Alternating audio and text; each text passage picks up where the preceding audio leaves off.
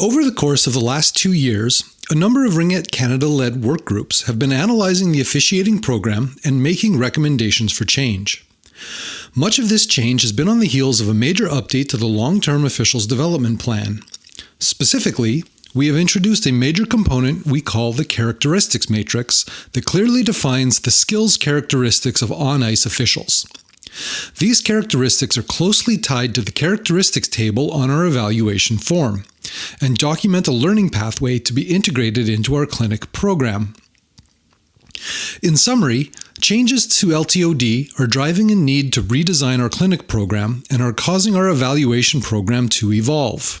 For evaluators, this means changes to your certification, the officiating ranks, the evaluation form, and what we expect of officials at each level.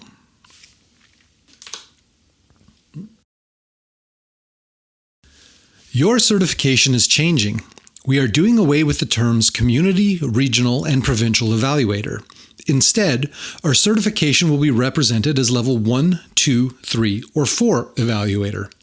This improves understanding of the evaluator levels as, for example, a level 1 evaluator can assess only up to a level 1 evaluation, up to a level 2 evaluation for a level 2 evaluator, and so on.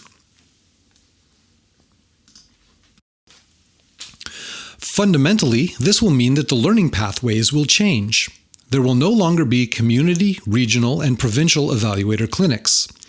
Instead, the learning pathway will be made up of a bunch of building blocks. And, as mentioned, your certification level will equal the maximum rank that you can assess. The evaluator certification pathway that is in development. Before you can begin the evaluation certification pathway, you must meet minimum certification requirements through the on-ice official pathway in order to be eligible. For example, at a minimum, you must complete the Pursuing Level 2 pathway before you are eligible to begin the training process to be a Level 1 evaluator. Every new evaluator will begin your certification pathway by completing 2 self-directed e-learning courses, Evaluator Fundamentals and the Level 1 Standard. You may then move on to the Level 1 Calibration, an in-person session very similar to the current practice in place for our evaluator clinics. Upon successful completion of the Level 1 calibration, you will be a Level 1 evaluator, though still requiring sign-offs. Pursuing Level 3 for on-ice officials is the prerequisite to the Level 2 evaluator. To begin this evaluator training, you will complete 1 self-directed e-learning course, the Level 2 Standard. You may then move on to the Level 2 calibration. Upon successful completion, you will be a Level 2 evaluator, pending sign-offs. Pursuing Level 4 for on-ice officials is the prerequisite to Level 3 evaluator. To begin this evaluator training, you will complete 2 self-directed e-learning courses, Supervisor Fundamentals and the Level 3 Standard. You may then move on to the Level 3 calibration. Upon successful completion, you will be a Level 3 evaluator, pending sign-offs. Demonstrating expertise for on-ice officials is the prerequisite to Level 4 evaluator. To begin this evaluator training, you will complete 1 self-directed e-learning course, the Level 4 Standard. You may then move on to the Level 4 calibration. Upon successful completion, you will be a Level 4 evaluator, pending sign-offs.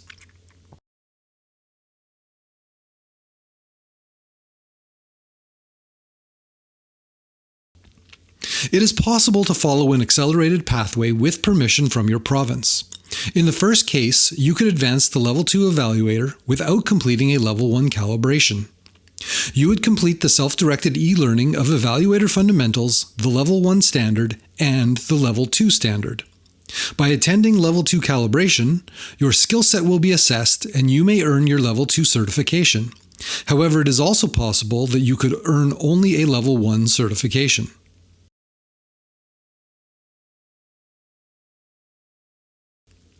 It is also possible to accelerate your pathway to becoming a Level 3 evaluator. You must complete all of the associated self-directed e-learning from Level 1, 2, and 3, and attend a Level 3 calibration. Here, your skill set will be assessed, and you may earn your Level 3 certification. However, you could earn a Level 2 or Level 1 certification depending on your performance.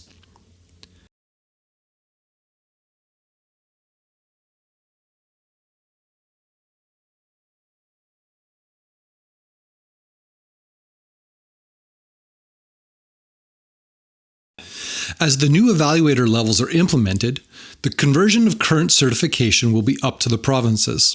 Provinces will need to review their current evaluators and determine what level they will be considered for levels 1, 2, and 3. Current provincial evaluators should be considered Level 4 evaluators going forward.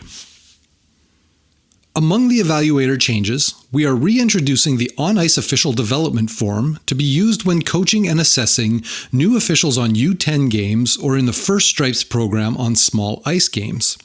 You may also use them to document feedback throughout a tournament or event that will culminate in an evaluation, or if you will end up evaluating on an easy game where you wouldn't feel right assessing a downgrade.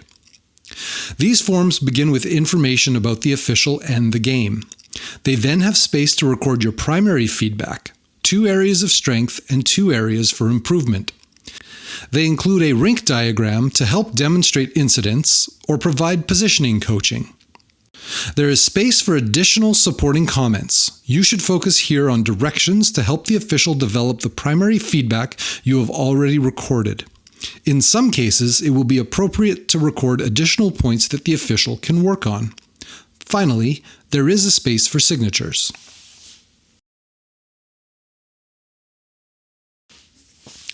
And of course, we know the evaluation form is changing. However, it differs from what was described in the 2023 Universal Refresher. It has been further redesigned. We have changed the look and feel of the game information section. We've removed the check marks for House League, Competitive, Tournament, Regular, Semi, and Final, and replaced this with Game, Final or Semi, and Composite. Composite is meant to be used when you are conducting an evaluation over the span of several games, such as a tournament or provincials event. Game difficulty has moved to the bottom next to recommended rank. These are the pertinent sections of the evaluation form: game details, characteristics table, game difficulty, and recommended rank. Game information has had a small redesign. Evaluation type is defined by game, final or semi, as some ranks require at least one game beyond a final or semi-final game, and composite to capture when evaluations have been based on several games, not just one. Level now includes the officiating level next to the game level to help you better understand how to derive the rank. With NRL returning to the standard 2 official system, these games will return to the mix of regular evaluations. We've introduced target rank so that you can establish the expected target for the game based on level and division. This should aid you in your conversation with the official. In the characteristic table, the scoring columns have been reduced from the complicated 6-column structure to a simplified 4-column structure: below target, approaching target, matches target, and beyond target. Additionally, some characteristics have been renamed or changed. What was once attitude is now called character. Rule application, judgment, and consistency has been simplified to rule application. Game control has been renamed game management, as this provides a clearer understanding of the expectation we have on performance. In completing this table, notice that the target rank drives the matches target column. When evaluating the official, if their performance on a given characteristic matches the expectation of the standard set in the LTOD matrix for the target rank, this is the box that you should check. If their performance is closer to a standard at a lower level, you should select approaching target. If their performance is beyond the expectation set for the target rank, you should check beyond target. Below target should only be used if it is necessary to make a statement about an official's performance. For example, they have shown themselves to not be receptive to the need to improve if they want to move forward or maintain their rank going forward. Game difficulty has made a move from the upper portion of the form to below the comments, as you will be making this assessment at the end of the game after other sections have been completed. Game difficulty can impact the best possible rank available to the game being watched. If the game is rated as easy, it will not be possible to assess a rank consistent with the level of the game. The new ranks communicated in 2023 will come into effect this season. Through this process, the officiating levels will remain the same.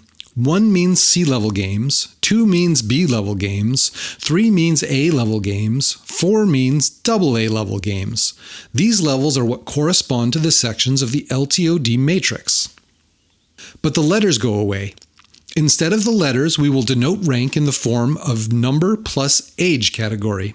So we will no longer have 1C, 1B, and 1A, and will instead have 1-U14, 1-U16, and 1-18+.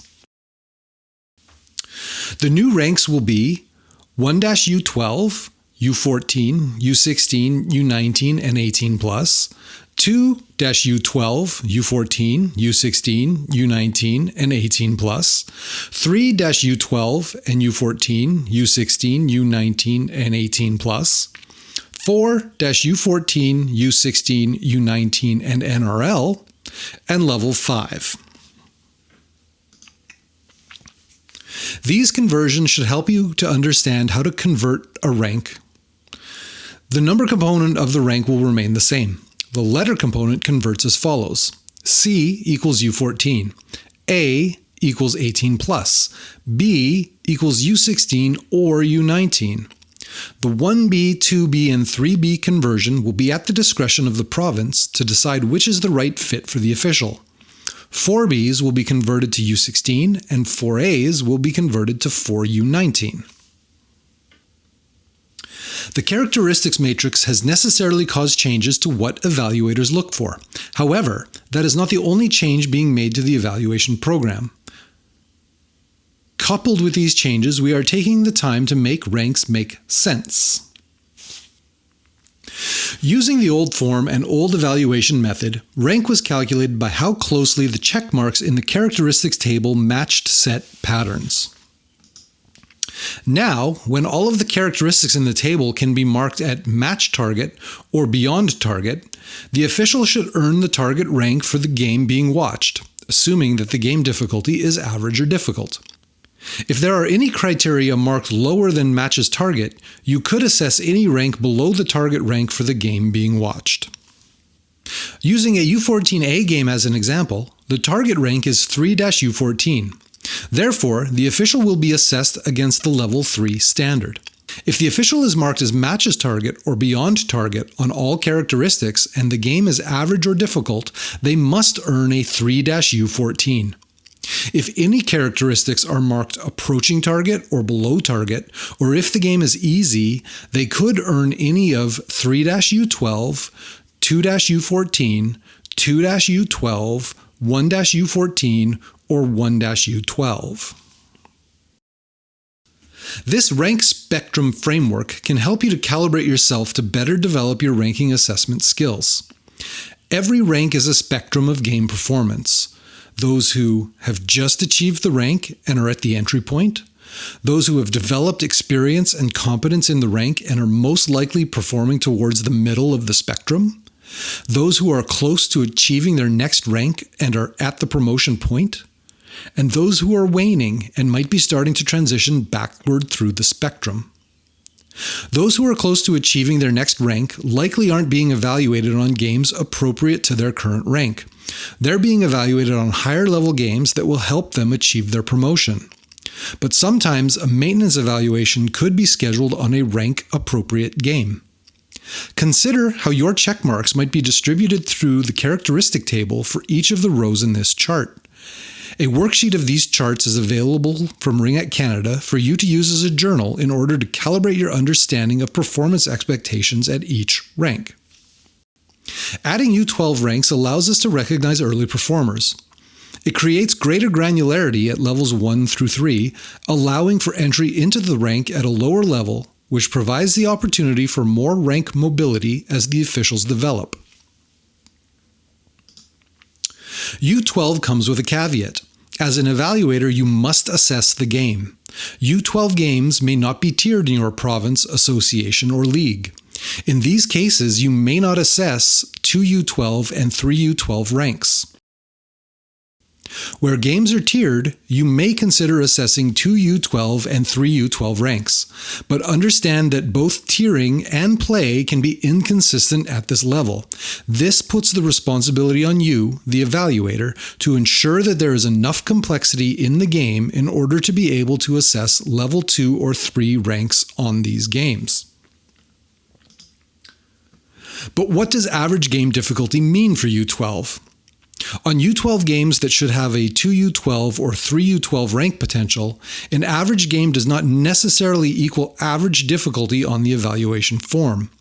Average difficulty on the evaluation form means that the game provides enough complexity for you to be able to assess a level 2 or level 3 rank on the game.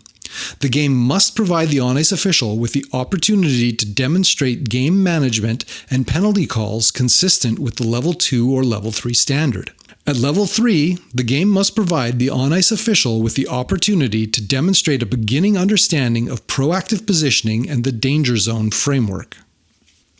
Focusing a little more on the characteristics matrix, ultimately you can understand this as a high-level checklist of the skills we expect on-ice officials to be integrating into their performance, resulting in something of a map explaining how competent you need to be at each skill in order to earn a specific rank.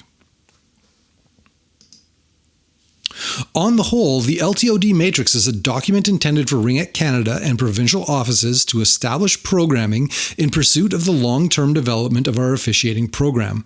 It is the cornerstone of the NOCP. The characteristics matrix is an inventory of the characteristics, behaviors, and knowledge that define what it means to be a level 1, 2, 3, 4, etc. It heavily influences what we teach through clinics and refines what we look for when evaluating. At a very high level, depending on the game and performance, when your on-ice performance demonstrates that your behaviors and characteristics match the expectations of a level, that is the level you should receive through the evaluation.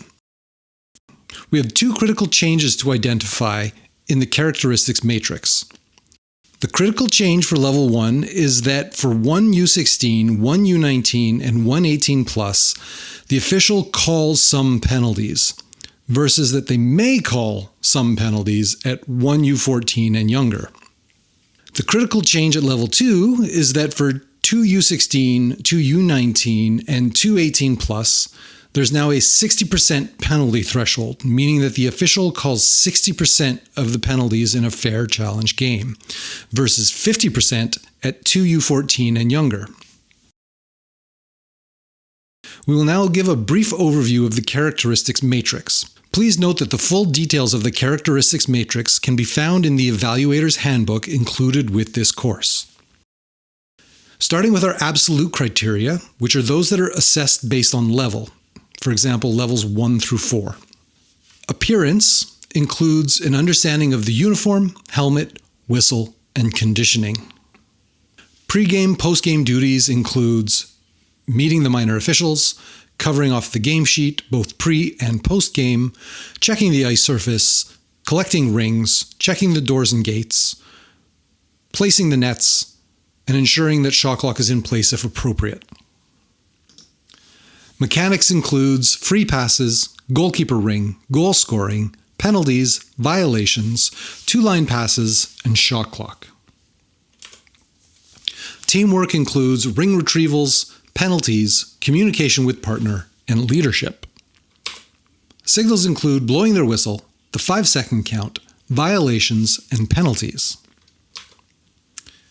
Character covers things like interest, how they're engaged in the game, professionalism, response to feedback, hustle during play, and hustle during stoppages. The relative criteria are assessed based on the rank, so 2U12, 4U16, etc. Skating covers balance, agility, acceleration, striding, stopping, and transitioning between forward and backward skating. Positioning means the J-shaped zone coverage, how they position themselves as lead and as back, their stationary positioning at the net, the free play line, and possibly how they perform in the one official system. Rule application covers free passes, creases, free play line, blue lines, two blue lines, immovable ring, other violations, penalties, shot clock, stopping play at the right time, and awarding the ring. Game management is their reaction time, their confidence, their judgment, and their consistency. Composure is about their resolution of problems, body language and facial expressions, rapport with players and team staff, reacting to spectators, and their control of emotions.